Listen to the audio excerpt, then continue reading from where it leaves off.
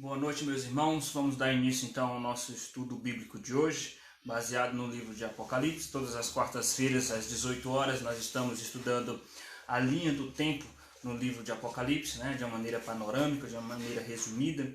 Claro que nós não temos tempo suficiente para fazer um estudo mais detalhado, versículo por versículo, até porque esse estudo já foi dado em nossa igreja e nós temos esse estudo ali no nosso canal no YouTube. Ok? Mas nós iremos tentar fazer um estudo baseado na linha do tempo em Apocalipse, relacionando aos nossos dias, para que a igreja possa ter uma visão mais panorâmica do livro de Apocalipse. Vamos iniciar com a leitura de Apocalipse, capítulo de número 1, versículo 1 a 3. Então, abra sua Bíblia em Apocalipse, capítulo 1, versículo 1 até o versículo 3.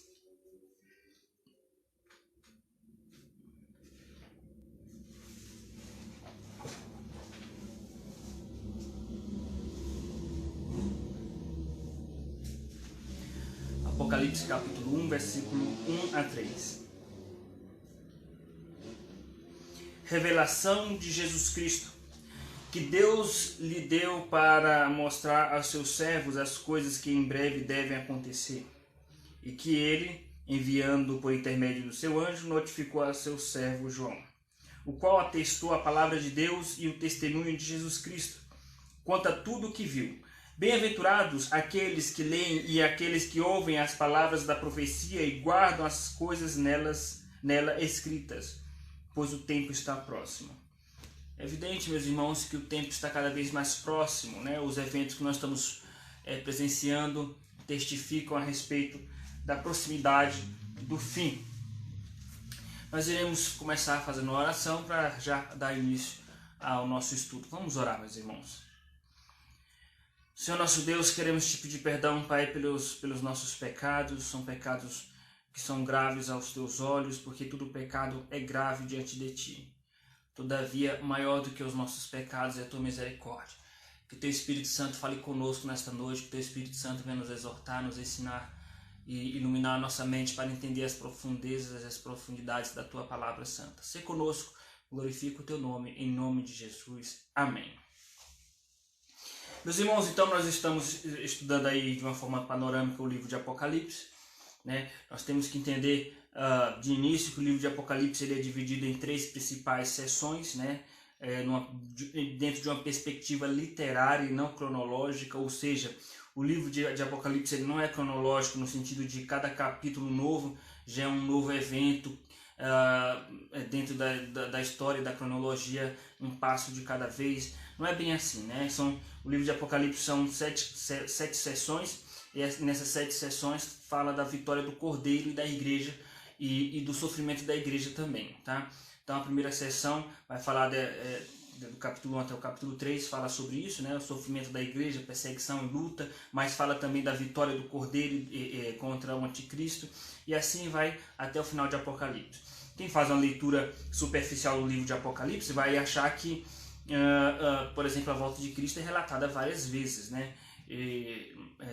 parece até que Jesus vai voltar várias vezes, mas não é nesse sentido. O livro de Apocalipse fala da aparição de Jesus vencendo no trono várias vezes, porque ele está repetindo o mesmo evento, mas cada vez que ele repete esse evento, ele traz novos recursos, ele traz novos detalhes, tá? Então nós temos que entender isso. Nós vimos na aula passada que dentro da linha do tempo de Apocalipse, nós estamos vivenciando os 4 cavalos do Apocalipse, Os 4 cavalos e seus cavaleiros. Nós temos que nos lembrar que os 4 cavalos do Apocalipse dizem respeito aos 4 primeiros selos do Apocalipse. Então, 4 selos e os 4 cavalos são as mesmas coisas. O primeiro cavalo é o cavalo branco e o seu cavaleiro é Jesus, aquele que sai com arco vencendo para vencer. O segundo cavalo é o cavalo vermelho e ele tem uma grande espada. E esse cavalo, na verdade, traz muitas mortes. Esse cavalo diz respeito às guerras e aos rumores de guerras que Jesus falou em Mateus 24. O terceiro cavalo, que é o cavalo preto, ele, na verdade, ele trata da crise econômica e da fome, Ali tem o cavaleiro está segurando uma balança e fala para não danificar os alimentos, porque é um momento de recessão. Nós temos que entender que esses eventos, eles de Apocalipse, eles têm o intuito de trazer o aspecto global desses eventos. Ou seja, são eventos sobre o fim que vão acontecer em um nível global, porque fome sempre existiu, guerra sempre existiu, violência sempre existiu, epidemia sempre existiu. Mas o livro de Apocalipse está falando desses eventos, mas em um nível global, que isso fique claro, em nível global.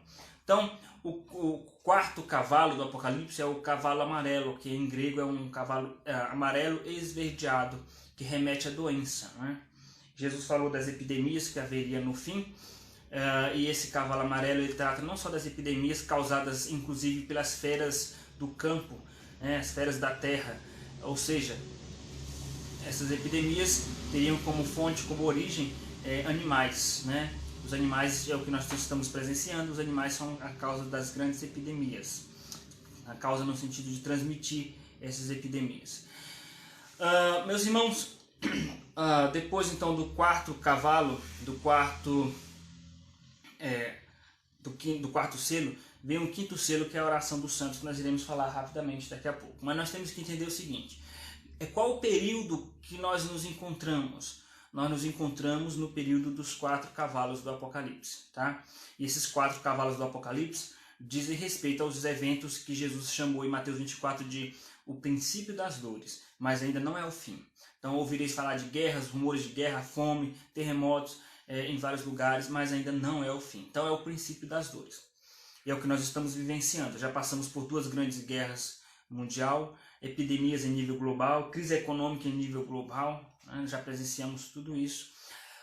Qual é a próxima coisa que está por vir? Então o quinto selo, o que vem depois do cavalo amarelo, o quinto selo é a oração dos santos, né? O clamor dos santos diante do Pai, aqueles santos que morreram, eles estão clamando a Deus para que Deus venha vingar a sua igreja, e eles estão clamando em face do grande sofrimento que os crentes estão passando na terra por causa da perseguição, né? E isso nos leva a entender que no quinto selo, entre o quarto e o quinto selo, houve um episódio que é a grande tribulação, que não é relatado em Apocalipse capítulo 6, porque é dedicado ao capítulo 12, 13 e 14 de Apocalipse para falar sobre essa grande tribulação, que é a perseguição do anticristo através das 2 bestas que nós já vimos na aula passada. A besta que emerge do mar, que é um sistema político, a besta que emerge da terra, que é um sistema religioso. Ou seja, o anticristo ele vai se utilizar de uma política e de uma religião em nível global para perseguir a igreja. Quando surgiu o anticristo, nesse momento, as nações elas não estarão mais desunidas, nação contra nação, reino contra reino. As nações estarão unidas, por isso que Jesus disse: sereis odiados de todas as nações. Então todas as nações estarão debaixo do poder do anticristo, nós seremos odiados de todas as nações. Muito bem, então nós vimos um pouco sobre isso, nós vimos sobre a marca da besta, né? 666, no capítulo 14, o capítulo 15 de Apocalipse fala dessa marca do Cordeiro. A marca do Cordeiro é o nome de Deus escrito em nossa fronte, né? E o sangue do Cordeiro também em nossas vidas. Mas para o mundo não enxerga esse nome de Deus em nossa fronte, não enxerga o sangue de Jesus em nossa fronte, em nossa mão. O que o mundo enxerga? O mundo enxerga nosso testemunho. O que é o nosso testemunho? É a prática da lei de Deus. Nós estamos praticando a lei de Deus, obedecendo a lei de Deus, e dessa forma nós estamos, então, dando testemunho através das nossas ações e da nossa maneira de pensar. Por isso que há a marca na mão e na fronte. Está escrito em Deuteronômio capítulo número 6 que essa lei ela deve ser marcada como um sinal por frontal em nossa testa e em nossas mãos, tá? Então a lei de Deus ela marca nossa maneira de pensar e nossa maneira de agir. Então o que é a marca da besta? É o contrário da marca do Cordeiro. Se a marca do Cordeiro é a lei de Deus refletida em nossas vidas, a marca da besta é a desobediência a essa lei, que foi o que nós vimos então na aula passada, né? Nós vimos também os bastidores por trás dessa luta, dessa perseguição, os bastidores que estão por trás destas lutas. Na verdade, o próprio Satanás, né? Apocalipse capítulo 12 fala sobre a perseguição do dragão perseguindo a mulher, querendo tragar esta mulher, e esta mulher é a igreja. Essa mulher é a igreja. São as duas testemunhas do capítulo 11. São as testemunhas, a testemunha do Antigo Testamento, da Antiga Aliança, e a testemunha do Novo Testamento. Então é a igreja e Israel, que para Deus é uma coisa só. Muito bem. Depois da perseguição do anticristo, então no quinto selo, a igreja, os crentes começam a clamar a Deus, os crentes que morreram clamam ao Senhor para que Deus venha vingar a igreja. Esse é o quinto selo. Então o sexto selo, Deus então ele derrama a sua vingança sobre a terra por causa da perseguição à igreja. E qual é a vingança de Deus? Ele envia sobre a terra um asteroide, né? Isso é o sexto selo, o asteroide que Deus envia sobre a terra. É claro que isso soa estranho para as pessoas quando ouvem isso a primeira vez, a Bíblia falando de um asteroide, porque asteroide é um astro que tem essa denominação científica, né, de asteroide. Na época de João, quando escreveu Apocalipse, ele não conhecia os asteroides como nós conhecemos.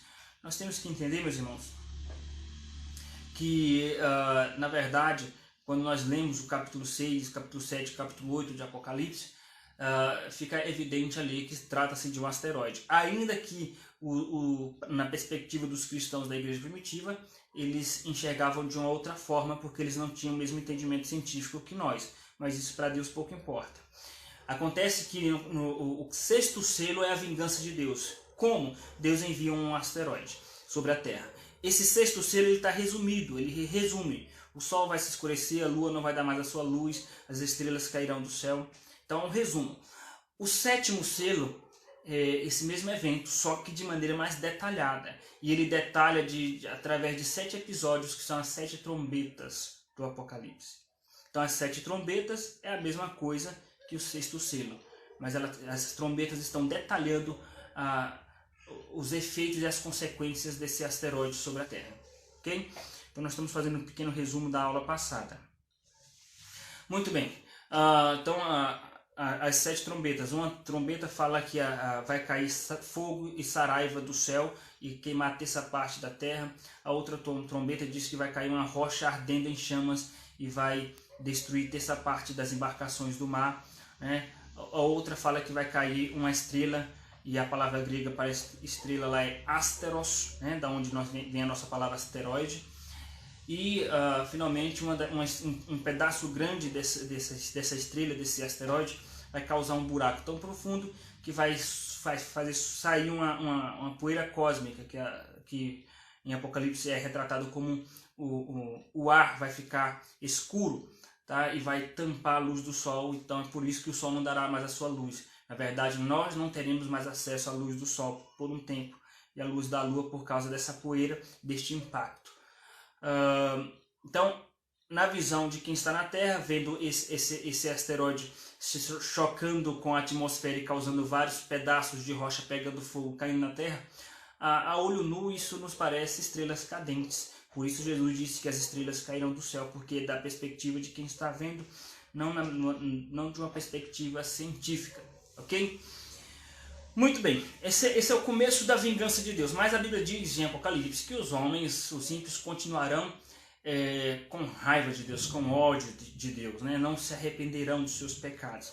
Então Deus vai mandar uma segunda etapa de sua vingança. A segunda etapa do juízo de Deus já não vai ser o asteroide. A segunda etapa do juízo de Deus são as 7 taças da sua ira. E algo peculiar nas 7 taças é a ênfase que é dada em Apocalipse para o fato de que Deus vai fazer a separação entre o justo e o injusto, para se cumprir o que está escrito em Malaquias capítulo de número 4. Naquele dia vereis a diferença entre o que serve e o que não serve, quando surgir o sol da justiça. Então, Deus vai fazer essa separação, nos lembrando também um pouco aí das 10 pragas do Egito, né? As 10 pragas do Egito, onde a partir de determinada praga ficou mais evidente a separação que Deus fez, especialmente na morte dos primogênitos. A separação que Deus fez entre os israelitas e os egípcios. Então, nas 7 taças da ira de Deus, de Apocalipse capítulo 15, ali é relatado que Deus vai enviar úlceras. Uma das primeiras taças da ira de Deus, se não a primeira taça da ira de Deus, ele vai enviar úlceras sobre os homens. os homens que são aqueles adoradores da besta, que tem a marca da besta. Ele vai enviar úlceras. Então é a primeira taça da ira de Deus. A segunda taça, terça parte do mar vai ficar em sangue. Deus vai transformar em sangue. Terça parte das águas doces também. E ele inclusive relata em Apocalipse, é relatado, que assim como foi derramado o sangue dos profetas e dos santos, assim Deus vai transformar a água em sangue como uma forma de vingança, para eles entenderem a seriedade da justiça de Deus. Uma outra taça da ira de Deus, a quarta taça da ira de Deus, Deus vai enviar uma praga, um juízo sobre a cidade do anticristo, que nós não sabemos onde é essa cidade, mas todo poder político tem uma sede, não é? Assim sempre foi em todos os impérios, em todas as épocas, tanto impérios quanto grandes nações ou grandes amontoados de nação, organização de nações, sempre tem uma sede. Então o anticristo também vai ter uma sede. E Deus, para deixar bem claro o seu juízo sobre o anticristo, ele vai enviar essa taça sobre o anticristo, e a Bíblia diz que os homens vão gritar de dores, né? Vão ser dores e tormentos que esses seguidores do anticristo irão sentir. Muito bem, uma das taças também da ira de Deus, Deus vai enviar um terremoto, a última taça, ele vai enviar um terremoto sobre a terra, um terremoto como nunca houve sobre a terra, que vai dividir ao meio a cidade do anticristo, vai causar um estrago muito grande na capital da cidade do anticristo. Então vai ser um terremoto tal qual nunca houve na terra. É provável que esse terremoto tenha a ver com o movimento das placas da terra, porque diz respeito também ao movimento das ilhas. Ele fala que as ilhas vão se mover do lugar, os montes e as ilhas se movimentarão. Então é bem provável que aconteça também tsunamis por causa desse movimento que haverá aí das partes rochosas inferiores da terra. Muito bem. Tendo acontecido isso, Deus ainda vai enviar mais uma vez mais um asteroide para finalizar, para fechar com chave de ouro a sua vingança. É claro que esse último asteroide que Deus vai enviar não é na mesma proporção do primeiro, mas vai causar um grande estrago, porque são rochas que pesam cerca de 30 quilos que vão cair sobre os homens. Tá? É a palavra grega, está escrito lá a palavra grega sobre isso. A palavra grega diz respeito a uma rocha que pesa cerca de 30 quilos. Então rochas pesadas vão cair sobre os homens como vingança de Deus. Depois disso, então, qual é o próximo passo? O que vai acontecer depois das 7 taças da ira de Deus? Então vai vir o fim, virá o fim, a volta de Cristo. Então Cristo vai aparecer nas nuvens, né? Apocalipse capítulo 19 relata sobre o aparecimento de Cristo, a vitória de Cristo. E no capítulo 20 e 21 ele ressalta de novo, ele não tá fazendo uma descrição cronológica. Capítulo 19 Jesus volta, capítulo 20 milênio, e depois Jesus volta de novo. Não, é a mesma volta, só que com riqueza de detalhes no capítulo 20 e 21. Então Jesus, ele vai, depois desses eventos, Jesus vai aparecer até as nuvens com os seus anjos, e os mortos ressuscitarão, né? Os crentes vão ressuscitar, os crentes que morreram, e vão subir e se encontrar com o Senhor nos ares. Em seguida, Jesus vai transformar o corpo daqueles que estão vivos num corpo glorificado, e nos encontraremos com Cristo e a igreja nas nuvens. Seremos arrebatados. Então o arrebatamento vai acontecer no dia da ressurreição dos mortos. O arrebatamento acontece no dia da volta de Cristo, da única volta de Cristo. Jesus vai vir até as nuvens, os mortos ressuscitarão, se encontrarão com o Senhor nos ares, e nós seremos arrebatados, transformados, e iremos nos encontrar com o Senhor também nos ares, nas nuvens. Em seguida, a igreja termina de descer com Cristo para o julgamento final, onde ele vai separar os bodes e as ovelhas, para que fique evidente a diferença entre o justo e o injusto, e para que Deus venha cumprir o que ele prometeu, que os humilhados serão exaltados, e é o que ele vai fazer, nos honrar publicamente. Mesmo já estando justificado, ele vai fazer questão de nos declarar justo perante a humanidade. Nesse momento começa o julgamento final, E Cristo vai nos dar o privilégio de julgar junto com Ele, julgar os anjos, julgar o diabo e os seus anjos e julgar os ímpios nesse momento. Tendo feito então o julgamento final, tendo concluído o julgamento, os ímpios irão para o inferno e Cristo vai transformar essa terra em uma nova terra, onde nós habitaremos nesta terra transformada e restaurada. E os anjos, o que Apocalipse denomina como os céus, né? Novos céus e nova terra. Por que novos céus? Porque os céus, a habitação dos anjos, vai descer até esta terra e nós habitaremos com os anjos numa terra transformada. Para aqueles que têm dúvidas, né? Que dizem, mas pensei que eu iria morar no céu. Se você morrer hoje, você vai morar no céu. Se você é crente e tem Cristo no seu coração, se você morrer hoje, você vai morar no céu, porque você vai estar no paraíso, como aquele ex-ladrão que morreu ao lado de Cristo na cruz, ele foi para o paraíso, né, para o terceiro céu. Então, se você morrer hoje, vai para o céu. Mas depois de consumada toda a obra de Cristo, depois do juízo final, nós iremos habitar a terra, porque está escrito em Apocalipse, em Mateus capítulo 5, né? Bem-aventurados os mansos, porque eles herdarão a terra. Nós vamos herdar a terra, nós não vamos herdar o céu, nós vamos herdar a terra. Paulo, em Romanos capítulo de número 8, diz que toda a criação geme e suporta angústias, aguardando a redenção. Então a criação de Deus, a natureza, ela não está aguardando a destruição, ela está aguardando a redenção, a restauração. Tá? Para aqueles que dizem que Pedro nos diz em sua segunda epístola que essa terra será destruída com fogo, não está falando do planeta Terra sendo consumido pelo fogo e destruído. Está falando justamente do juízo de Deus do asteroide, que são aquelas rochas ardentes em chamas que vai cair sobre o anticristo e seus seguidores. É nesse sentido que Deus vai derramar juízo em fogo nesta terra para castigar o anticristo. Mas não é que ele vai destruir o planeta todo com fogo, ok? Muito bem. Outra coisa que nós precisamos entender. Algumas pessoas perguntam, e quando nós estivermos no novo céu e na nova terra, nós iremos ver Deus, ver o Espírito Santo? Nós iremos ver, sim, na pessoa de Jesus. Jesus encarnado, porque Jesus ele está encarnado. Ele se tornou homem e nunca mais deixou de ser homem. Então Jesus é homem, Deus, e nós veremos Jesus, e ao ver Jesus, estaremos face a face com o Pai, porque a Trindade é uma só.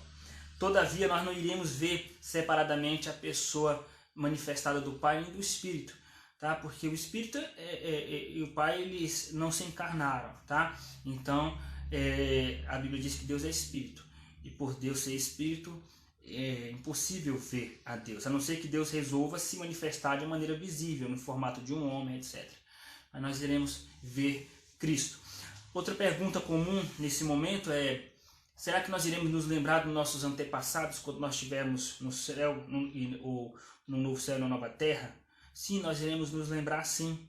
Algumas pessoas se escandalizam quando eu falo isso. Nós vamos nos lembrar dos nossos entes queridos quando nós estivermos na eternidade, na glória.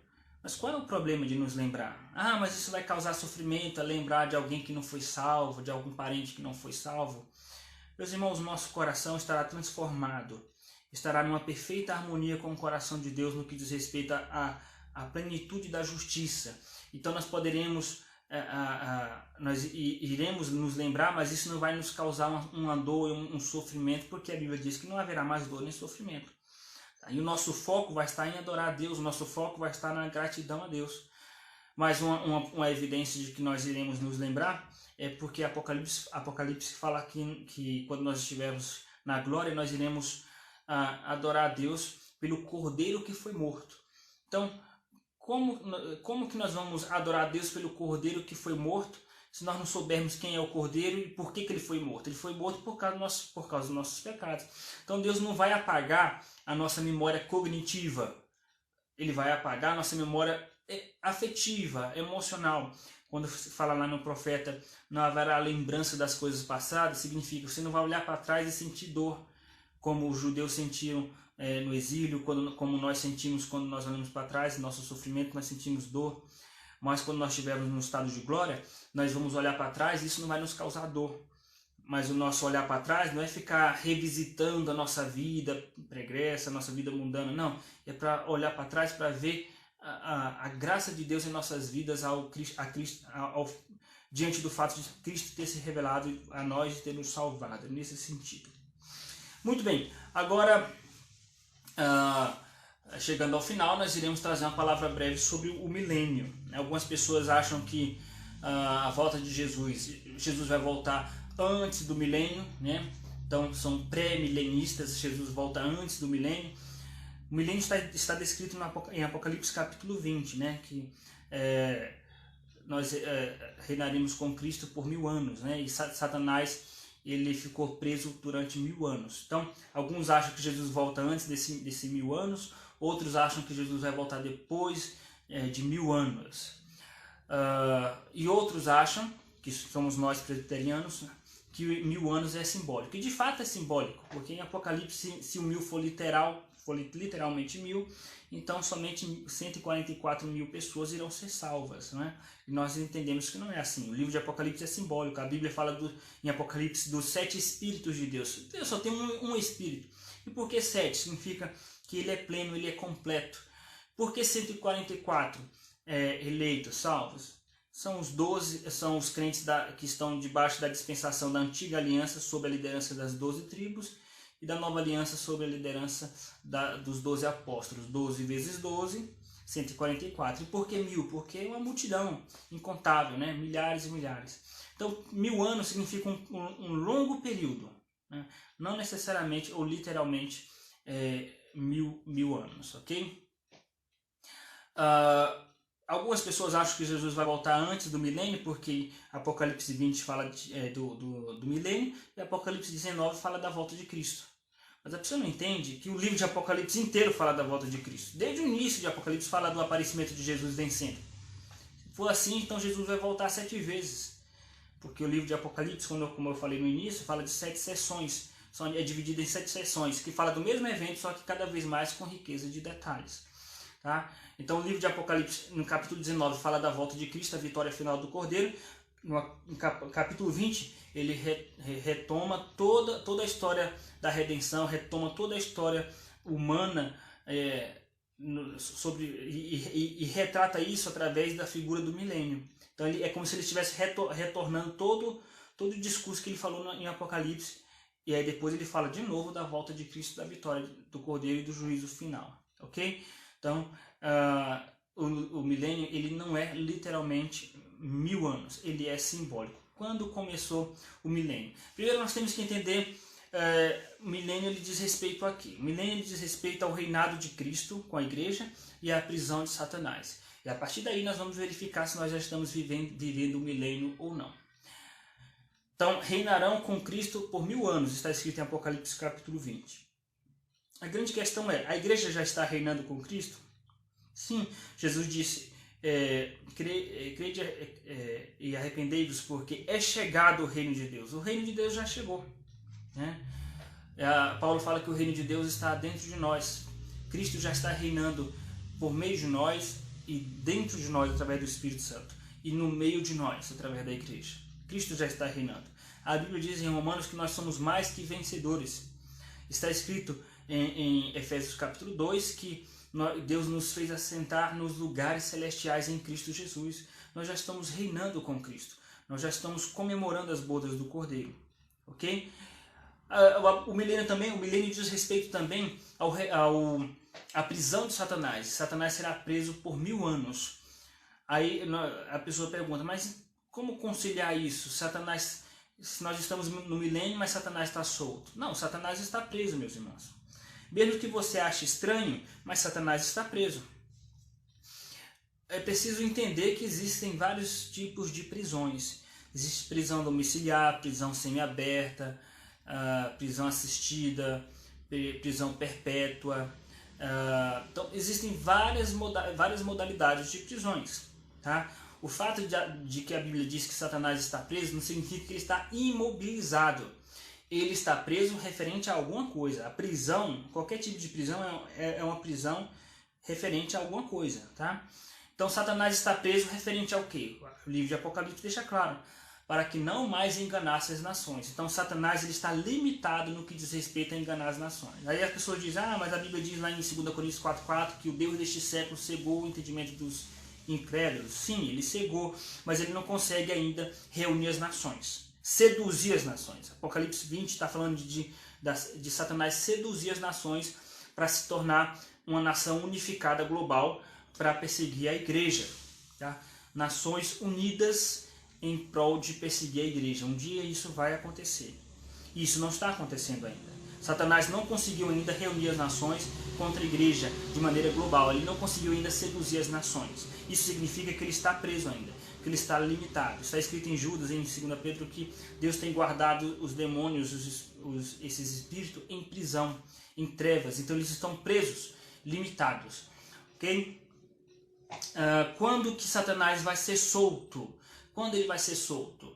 Satanás vai ser solto quando o anticristo surgir, tá?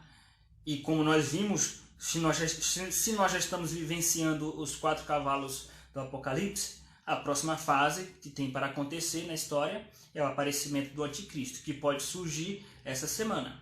Nessa próxima semana o anticristo pode surgir, porque os outros sinais que antecedem o surgimento do anticristo já aconteceram. Então o anticristo pode surgir na próxima semana, ele pode surgir daqui a um mês, ele pode surgir no ano que vem, daqui 5 anos ele pode surgir, ou daqui 10 anos, ou daqui 20 anos, 30, 50 anos. Só sabemos de uma coisa: o cenário já está praticamente pronto para o surgimento dele. Agora, a data exata nós não sabemos. Nós não sabemos a data exata, mas é o próximo evento que tem para acontecer o surgimento do anticristo. Quando o anticristo surgir, então Satanás ele vai entrar em cena. Na verdade, quando o anticristo, melhor dizendo, quando o anticristo, que é um homem, o homem da iniquidade, diz Paulo, quando ele nascer e crescer e chegar o tempo, Satanás vai entrar nele e vai fazer com que ele seduza as nações. E ele reúna as nações no sistema político global, né, que é a besta que emerge do mar, e no sistema religioso global, uma religião única, que é a besta que emerge da terra. Ele vai inclusive fazer sinais e maravilhas para seduzir as pessoas, tá? E vai ser um período de grande paz, né? Um período de paz e segurança. Não para a igreja, não é para a igreja. Um período de paz e segurança para os ímpios. Para a igreja vai ser perseguição. Mas para os ímpios vão estar curtindo, vamos dizer assim, paz e segurança. Por isso Paulo nos diz em 1 Tessalonicenses capítulo 5, versículo 1 e 2, né? Para nós não nos enganarmos, quando as pessoas estiverem dizendo paz e segurança, então de repente virá repentina destruição. Ok? Então o anticristo vai surgir, e quando ele surgir, Satanás então será solto para seduzir as nações através do anticristo. Aí vai acontecer a batalha do Armagedon. O que é a batalha do Armagedon? Não é uma batalha entre os demônios e a igreja, porque nós não teríamos forças para vencê-los. É claro que nós temos força em nome de Jesus, mas forças físicas. O que é essa batalha do Armagedon? Na verdade é o levante final do anticristo para tentar acabar com a igreja, né? É o último levante do anticristo para tentar destruir a igreja. Mas isso não vai durar muito, essa perseguição final, porque vai ser o momento em que Jesus vai aparecer e destruir o anticristo com o sopro da sua boca. E então virá o fim, o julgamento final, tá? Então, nós já estamos vivendo o milênio. O milênio começou quando? O milênio começou quando Jesus ressuscitou e disse, toda a autoridade me foi dada. E veja, quando Jesus ressuscitou, e ele fala sempre de pregar o evangelho, ele sempre cita a questão de demônios e do diabo. Nos deu autoridade para pisar serpentes e escorpiões. Algumas pessoas acham que é escorpião literalmente. Eu sugiro que você não arrisque testar e colocar sua mão num escorpião para testar a palavra de Jesus. Os escorpiões que nós temos que enfrentar, as cobras que nós temos que enfrentar, é o diabo e seus anjos. Não são escorpiões, porque Deus não está preocupado com escorpiões, ok? Deus está preocupado com a luta espiritual que nós enfrentamos. Então, sempre depois que Jesus ressuscitou, sempre quando ele fala, aliás, em grande maioria das vezes que fala de evangelismo, também fala de batalha espiritual. Quando fala de batalha espiritual, fala de evangelismo. Paulo, quando fala em Efésios capítulo 6 sobre a armadura de Deus, na luta espiritual, ele ele conclui falando sobre evangelismo, né? Então, calçar as sandálias da preparação do evangelho da paz. Por quê? Porque agora nós podemos pregar o evangelho.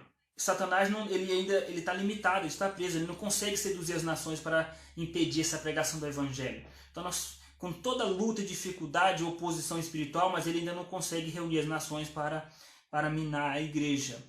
Tá? Então começou na ressurreição de Cristo esse milênio e vai até o surgimento do anticristo.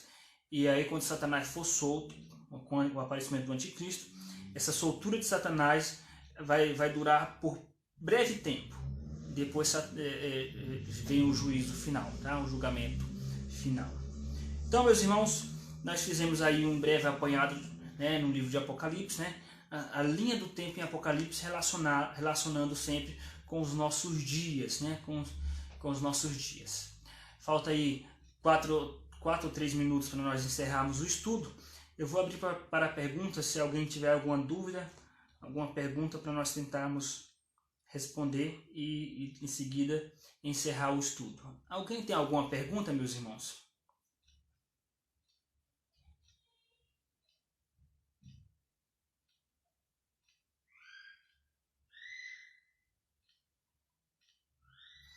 Parece que nós não temos nenhuma pergunta, então nós iremos encerrar o nosso estudo de hoje. Quero agradecer a participação, né, e a presença de todos os que estão nos assistindo aí online, nossos queridos irmãos. Temos irmãos de várias igrejas. Estou vendo aqui uma mensagem da nossa irmã Valéria, que Deus abençoe Valéria ricamente, e os demais irmãos da nossa igreja presbiteriana de Diadema. Inclusive eu gostaria de ressaltar o convite para que todos venham nos visitar assim que passar essa quarentena. Nós estamos localizados ali na Rua Orense 320 em Diadema, né? No centro de Diadema, Rua Orense 320. Gostaria também de salientar sobre nossas próximas atividades. Todos os dias às 18 horas nós temos uma atividade online. Amanhã nós teremos às 17 horas mais um estudo bíblico, às 17 horas, e às 18 horas teremos reunião de oração com os membros da igreja através de videoconferência. Na sexta-feira, às 18 horas, teremos mais um Pergunte ao Pastor, né? Que é um momento de oração, mais um momento de meditação e é onde o pastor vai abrir para perguntas relacionadas ao tema do dia, tá? Então os irmãos poderão fazer perguntas diversas. Na semana passada foi sobre casamento e família, foi um estudo bastante edificante, onde muitos irmãos participaram, tá? Então, meus irmãos, domingo de manhã nós teremos nosso culto às 9 horas, escola bíblica infantil às 9h30, escola dominical dos adultos às 10 horas. E às 18 horas teremos o culto vespertino. Quero agradecer a presença de todos, né, online, e que Deus possa abençoá-los ricamente. Vamos fazer uma oração para encerrar. Senhor nosso Deus, queremos te agradecer por esse momento de estudo, Pai. Queremos te pedir que o Senhor esteja sempre abrindo nossos olhos espirituais para estarmos atentos aos acontecimentos, Pai, para que nós não sejamos pegos de surpresa.